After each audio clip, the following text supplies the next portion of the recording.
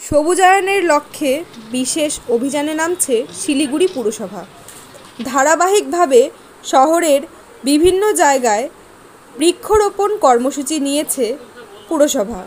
শুধু গাছ লাগানোই নয়, সেই চারাগুলি বাঁচিয়ে তুলতে হবে। প্রকৃতিকে বাসযোগ্য করে তোলার জন্য ব্যাপক হারে গাছ লাগানো ছাড়া বিকল্প কোনো পথ নেই। এই লক্ষ্যে সোমবার পুরসভায় বন দপ্তরের আধিকারিকদের সঙ্গে বৈঠক করেন মেয়র গৌতম দেব। বিভিন্ন স্কুল কলেজের ছাত্রছাত্রীদেরকেও এই বৃক্ষরোপণ অভিযানে সামিল করা হবে বলে জানান মেয়র গৌতম দেব।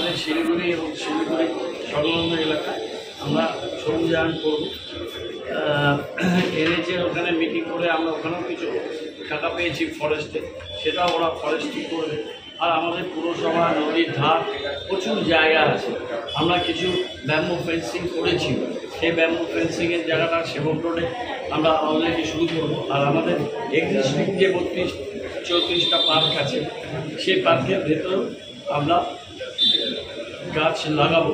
সেই টোটাল বিষয়গুলো নিয়ে আজকে আমাদের ফরেস্ট ডিপার্টমেন্ট, আমাদের বিভিন্ন এনজিও, আমাদের পুরসভা আমরা আলোচনা করলাম। কালকে থেকে পরশুদিন থেকে আমরা পুরো চেষ্টা করছি যে আগস্টের 7 তারিখ 10 তারিখের মধ্যে এবছর আমরা তারপরে লাগালে আর গাছ বাঁচবে না। আর সামনেবার আমরা মার্চ মাস থেকে প্রক্রিয়া নেব এবং মে এন্ড থেকে আমরা ফিল্ডে নামবো এবং জুনের 5-6 তারিখ থেকে আমরা গাছ লাগানো শুরু করি। নিয়েছিলেন আজকে কথা বলছেন, গরম প্রচুর করছে, সেটা ধরুন স্কুল এডুকেশনের ব্যাপার। আমি টোটাল ব্যাপারটা নিয়ে ডিস্ট্রিক্ট ম্যাজিস্ট্রেট দার্জিলিং এবং জলপাইগুড়ির সাথে কথা বলতে